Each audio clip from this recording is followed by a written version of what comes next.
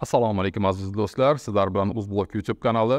Juda ham ko'p vaqtlar bo'lib ketibdi. Sizga juda ham shikari did bilan ta'mirlangan xonadon ko'rsatmaganimga bugun mana shunaqangi juda ham did bilan ta'mirlangan xonadonni e'tiboringiz markazida ko'rsatib o'tamiz. Xudo xolasa, bu Toshkent shahri Yangi Hayot tumanida joylashgan, 2 sotikdan iborat bo'lgan, 2 qavatli qurilgan 6 xonali xonadonimiz bo'ladi. Juda ham did bilan, juda ham nafis did bilan ta'mirlab qo'yilgan xonadonimiz bugun sizlar e'tiboringiz markazida bo'ladi. Bu yerda maklerlar ishtirok etmaydi. To'g'ridan-to'g'ri xonadon egalariga bog'lanib, mana shu xonadonni savdolashib sotib olsangiz bo'ladi. Xonadonimiz pishirishda qurilgan, podvol qismlari ham bor. Demak, orientirlarga to'xtaladigan bo'lsak, Toshkent shahri Yangi Hayot tumani 4-metro stansiyasidan 9-qurilish hududi tarafga yurganimizdan so'ng Havas do'konining orqa tarafida joylashgan yangi mahalladagi 2 sotikli xonadonimiz bo'ladi. Biz mahallaga mana bu temir darvozalar orqali tashrif buyuramiz. Tashqari taraflari ham go'zal qilib qo'yilgan yangi mahallamiz va mana bu kirganimizdan so'ng bu bizning hozir xonadonimiz va hovli maydonimiz bo'ladi. Yerlarga e'tibor bering, burchakka emas, tosh qilib qo'yilgan, juda ham did bilan qilib qo'yilgan. Kirganimizdan so'ng o'ng qo'limizda yashil maydonchasi va to'g'rida hovlida joylashgan hojatxonamiz va mana bu joyda rakvina o'rnatishlik uchun sharoitlarimiz bor. Bemalol 2 ta avtomobilni sig'dirsak bo'ladi. Naves qilib qo'yilgan, buning ostki tarafida bemalol yozgi oshxona qilsak bo'ladi va tapchand ham o'rnatib olsak bo'ladi. Mana bu joyimizdan esa podvolga tushib ketishligimiz mumkin. Xonadonimiz ko'rib turganingizdek 2 qavatdan iborat. Podvolga suv toshmasligi uchun mana naves ham qilib qo'yilgan. Kechki paytlari yorug' bo'lish uchun bir qancha fonuslarimiz ham bor. Juda ham did bilan qilingan xonadonimiz bo'ladi. Hovli maydonidan xonadonga tashrif buyurishimizda 2 tomonga ochiladigan alyumin profilli eshiklarimiz o'rnatib qo'yilgan. Mana bu holga nima deysiz? Juda ham go'zal, neoklassik uslubida Amerika stili ham bor, Yevropa stili ham bor, umuman minimalizm ham bor bo'lgan xonadonga tashrif buyurmoqdamiz. Juda ham go'zal. Demak, xonadonimiz ko'prik pol tizimlari orqali isitiladi. Podvol qismimizda do'kontor kotyor o'rnatilgan va mana shu do'kontor kotyorimiz xonadonning issiq suv tizimini boshqarib turadi. Demak, hovliga qaragan derazalarimiz bor, patologlariga ham e'tibor bering. Nafis did bilan qilib qo'yilgan. 2 xil ranglarda tovlanib turibdi. O'rtada qandil o'rnatishligimiz mumkin va atroflari to'la to'chsin svetiliklarimiz bor.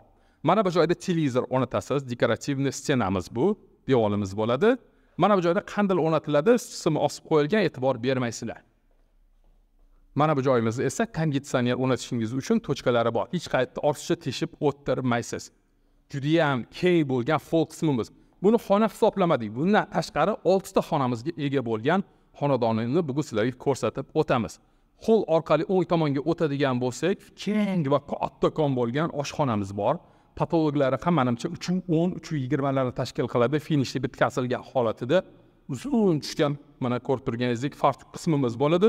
Hovliga qaragan katta derazalarimiz bor. Ko'prik pol orqali isitiladi. Mo'ysha aboylar qilib qo'yilgan, televizorni o'rnatadigan joyimiz bor. Bemalol oila a'zolaringiz bilan mana shu joyda ovqat qilib, ovqatlanib o'tirsangiz bo'ladi. Juda ham go'zal va mana bu joyda konditsioner o'rnatsanglar bo'ladi. Konditsioner uchun juda ham tochkalar qoldirib ketilgan, did bilan qilingan xonadonimiz. Endi mana bu qo'l qismini ko'rdik. Go'zal-a? Zina orqali 2-qavatga ko'tarilamiz. Mana bu oshxonamizni ko'rsatdik. To'g'riga o'tadigan bo'lsak, bu mehmonxonamiz bo'ladi. Mana shunaqangi mehmonxona qismimiz, orqa hovlichaga qaragan derazalarimiz bor. Keyingina bu ham patologlarga qarang. Juda ham go'zal qilingan, konditsioner o'rnatishingiz mumkin. Yerlariga esa tarkib to'shab qo'yilgan, 2 tomonga ochiladigan MDF turdagi eshiklarimiz ham o'rnatib qo'yilgan. Juda ham go'zal. Va 1-qavatda joylashgan mana shu ota-onalar yotoqxonasi ham joylashgan. Orqa hovlichaga qarangan derazalarimiz bor. Radiator orqali isitiladi. Ko'prik pol emas, yotoqxonada radiator orqali isitiladi. Bu juda ham to'g'ri. Va mana bu patolog qismimiz o'rtada qandil o'rnatishligimiz mumkin. Demak, mana bu oynamiz ochiladi. Fortishga bemalol havo aylantirsak bo'ladi. Ko'rib turganingizdek, ixchamgina orqa hovlichamiz bor. Yerlariga ham e'tibor bering, tosh qilib qo'yilgan va mana bu trap orqali yomg'ir suvlari kanalizatsiyaga chiqib ketadi. Juda ham go'zal holatga keltirilgan xonadon e'tiboringiz markazida. Endi mana shu 1-qavatning o'zida joylashgan sanuzilni ham ko'rsatib o'tamiz. Atroflari kafer qilib qo'yilgan, ko'prik pol tizimlari o'tkazib qo'yilgan. Demak, unitaz joylashadi, rakvina joylashadi. dush holatiga keltirilgan vannaxonamiz ko'rib turganingizdek, mana bu joyimizda esa stiralni mashinani o'rnatamiz. Mana bu joyda esa sushuvchi uchun tochkalarimiz qoldirib ketilgan. Juda ham go'zal holatga keltirib qo'yilgan. Demak, birinchi qavatni ko'rdinglar, sizlarga xonadon ma'qul kelganini bilib turibman.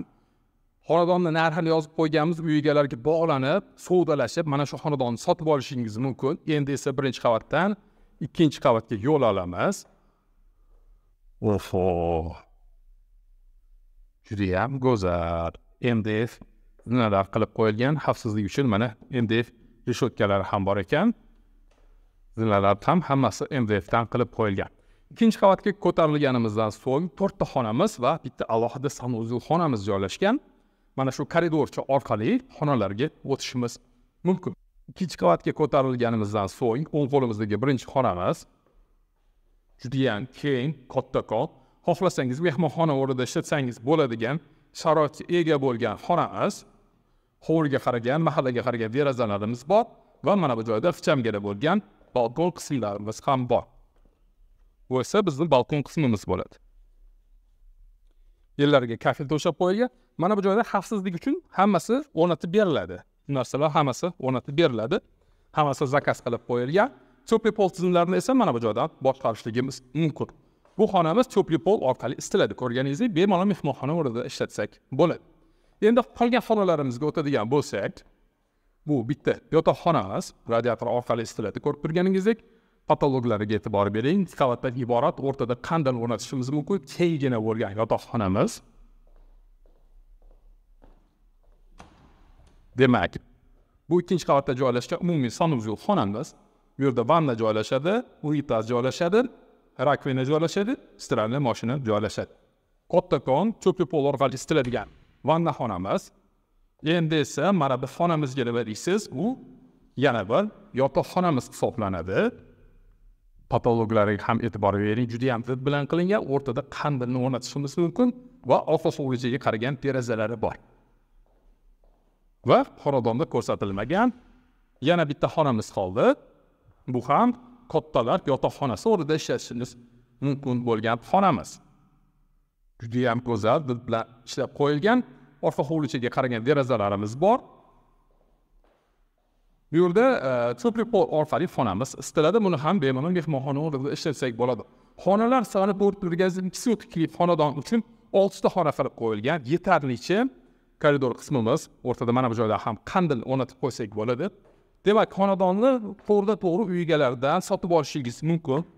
Bu esa podvol qismimiz. Buni sobiq xona o'rnida ishlatishimiz mumkin. Ya'ni balkonlarni saqlab qo'ysak bo'ladi, oshcha buyumlarni saqlab qo'ysak bo'ladi va sport zal o'rnida ham ishlatsak bo'ladi. Ta'mirlab qo'yilgan. Mana bu joyda esa xonadonimizning issiq suv tizimini boshqaradigan katroli boilerning xonamiz joylashgan. Bu yerda dufkotli katrol o'rnatib qo'yilgan. Havo aylanishligi uchun mana bu joyda fortichkalari bor. Xonadon sizga ma'qul kelgan degan umiddaman. Sizlar bilan Uzblog YouTube kanali va Kamina Quvonchbek bo'ldi. Keyingi videoroliklarımizda ko'rishguncha xayr, sog' bo'ling.